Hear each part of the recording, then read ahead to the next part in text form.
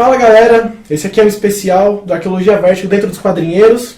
E nós vamos fazer o que, cara? Nós vamos falar sobre uma das séries mais místicas e mais legais da Vertigo. Hellblazer.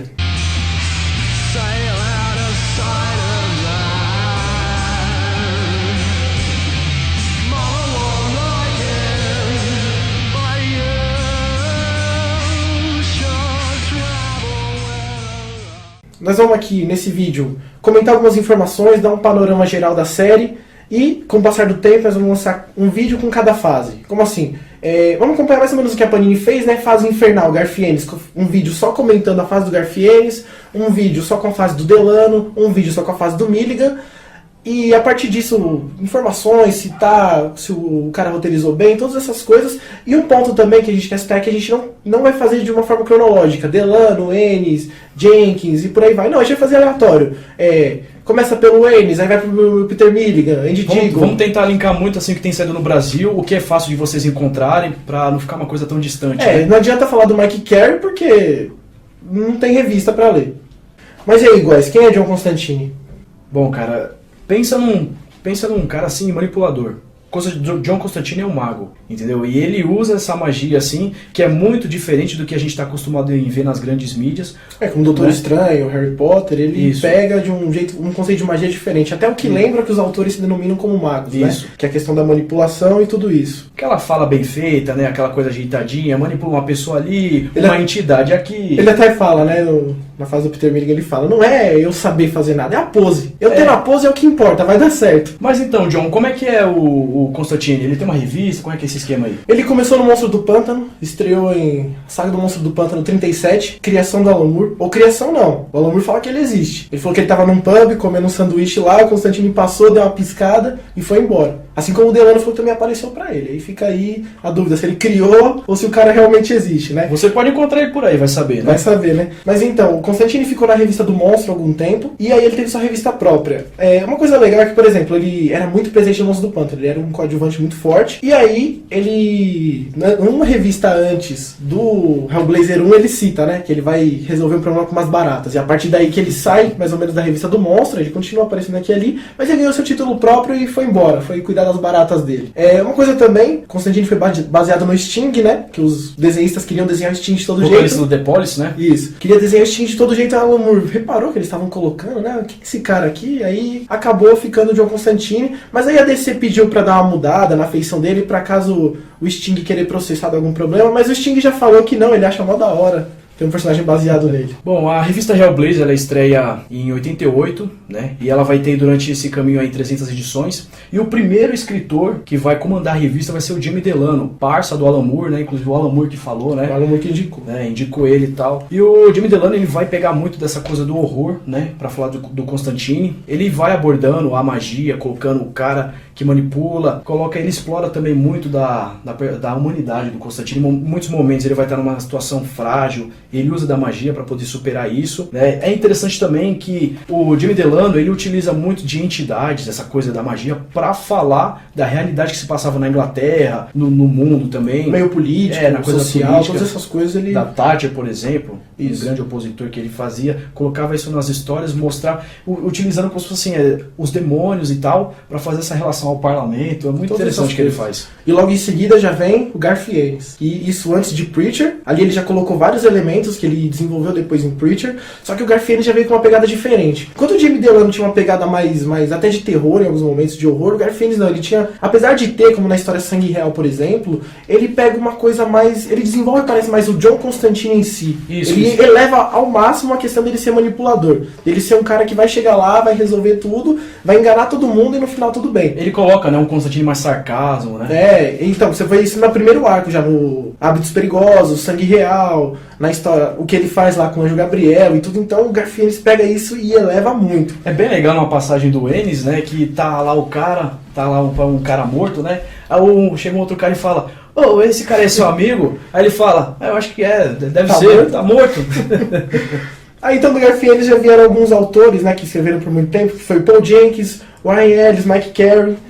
Denise Mina, Andy Diggle e Peter Milligan. Fora esses autores, também tivemos vários caras que escreveram poucas edições, como por exemplo o Neil Gaiman, o Grant Morrison, o Jason Aaron escreveu ali 1 ou 2 edições, e é legal quando esses caras têm passagem, geralmente são edições muito boas, né? Sim, sim. Parece que é como se o Constantine, a história dele, ele tem uma base. Por mais que você não faça um roteiro muito bom, mas o personagem tem uma essência tão forte que você coloca ali, já é marcante, já é legal de se ler. Entendeu? Uma coisa que também a gente sempre reparou, né, conversando com o pessoal que curte Hellblazer, que independente às vezes dos roteiros não serem tão bons, o personagem tem uma marca tão forte que ele consegue se manter na história. Ele é muito vivo, ele é muito forte e independente como personagem mesmo. John Constantine, ele basicamente é uma ponte do universo Vertigo. Ele vai fazer interação com diversos seres ali que tem lá dentro, vários personagens. Como por exemplo, né, temos personagens como o Monstro do Pântano, quais outros também? Então vamos comentar rapidinho a passagem dele no Monstro, né? Primeiro ele começou como coadjuvante, depois teve um crossover entre as revistas. Que foi aquela história do Broto, em que o Monstro do Pântano saiu da Terra, depois ele voltou, tinha que ter um novo sucessor, ele não queria matar aquele espírito, e aí teve um crossover entre as revistas.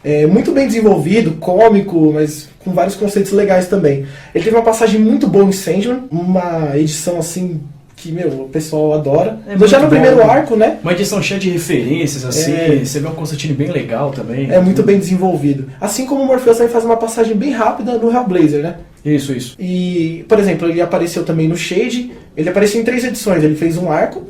Tava lá, bem legal, começa o Constantine tá lá no bar, né? Aí ele tá reclamando da Tati, ele, quem foi os idiotas que elegeu ela? Aí tá o cara assim, o dono do bar, aí ele pega e fala, eu votei nela, esses maricas aí. Ele fala uma coisa assim. Aí beleza, o Constantine discute com ele vai no banheiro, ele passa mal. Aí quando ele vai, aí tá lá o Shade, o fluxo da loucura puxa ele, né? Aí ele encontra o Shade, depois eles voltam alguns anos no passado, pra época em que eles acusavam as pessoas de serem bruxos e tudo. E aí o Constantine e o Shade, no meio dessa loucura toda, tendo que voltar pro tempo atual.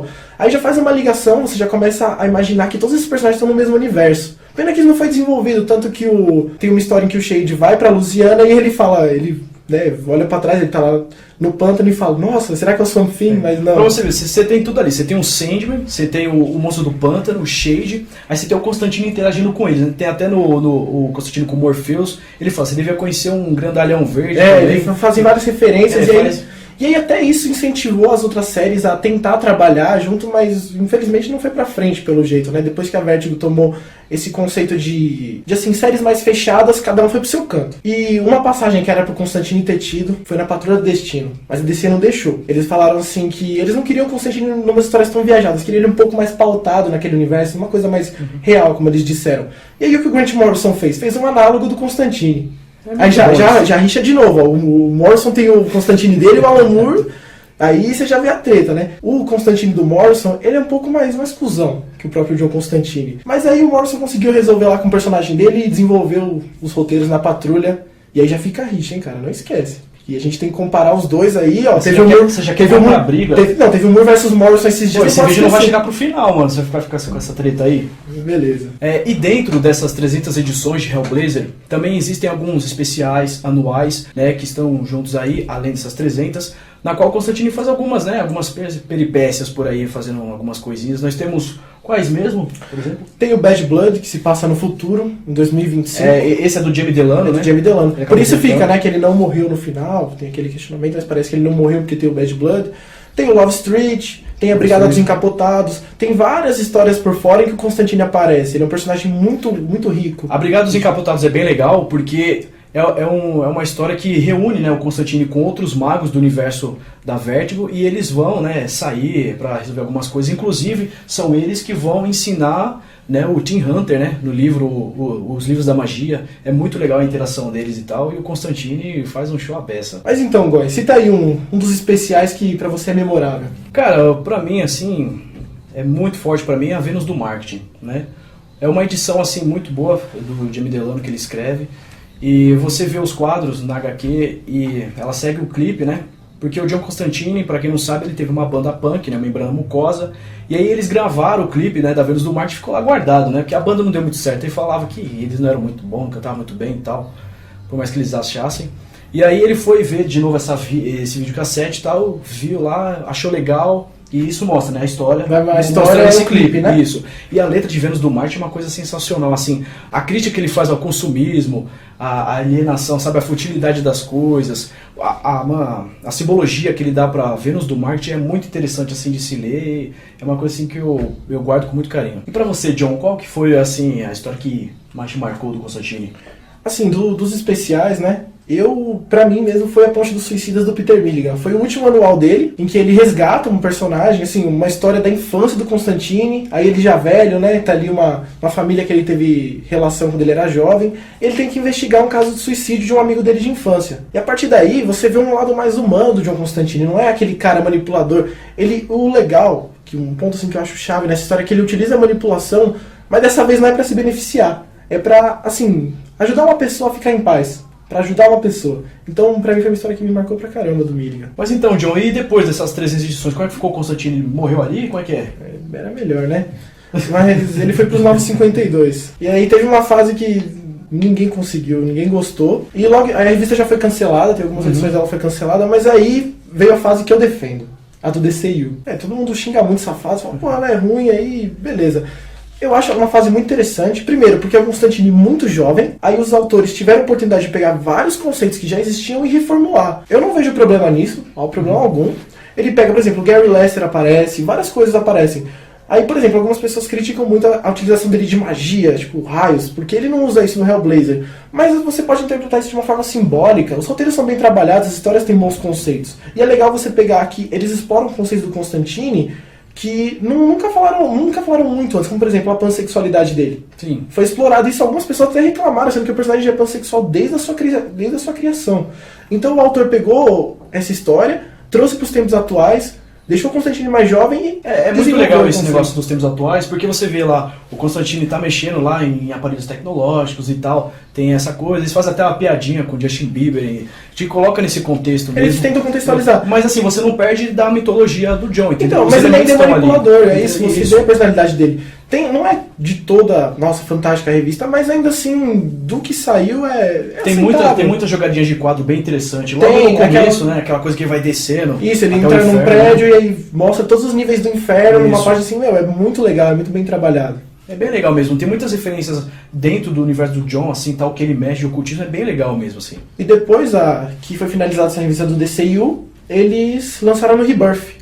Hellblazer voltou no Rebirth, tá tendo algumas notas boas, uma galera tá lendo, tá gostando, outra galera tá criticando muito, tá bem dividida, mas como ainda não chegou no Brasil, né, não teve acesso, mas vamos ver o que vai acontecer com o John Constantine no Rebirth. Mas então, o John Constantine também participou da Liga da Justiça Dark, né? Isso, a revista começou a rolar enquanto o Hellblazer ainda existia, e aí eles juntam, né, o Constantine com o Shade, o Monstro do Pântano. O Monstro do Pântano não é bem da Liga, mas ele aparece, faz aparições, o Etrigan e vários outros personagens, a Zatanna, e junta esses personagens pra tentar fazer uma Liga da Justiça ali do universo místico da DC nos 952. Então é isso, pessoal, esse foi um panorama geral do John Constantine, da série Hellblazer, as passagens mais cânones que a gente citou aqui. E durante o desenvolvimento a gente vai postando mais coisa, né, por fase, né? Vão ser vídeos fase a fase. Isso, nós vamos pegando, explicando e sempre puxando aquela coisa do que está sendo no Brasil para ficar mais fácil de acompanhar, ficar melhor de comentar, né? Isso, dissecando cada passagem de autor pelo Hellblazer e uma das revistas mais amadas aí, a galera no Brasil pelo menos é um sucesso. E para não perder aí os comentários de cada fase, não se esquece de se inscrever no canal, hein? Então é isso, pessoal. Dá aquele like lá, comenta aí embaixo o que você achou de ler Hellblazer, se você não leu, o que você espera, tudo mais. E vamos manter um contato aí, né? Deixa aí o feedback. Até a próxima. Valeu, falou. Tipo, uma coisa mais pessoal, que nem a Vênus do Marketing, Post dos Suicidas, não. Ou o Abraço. Legal, vamos lá. É doente mental esse moleque.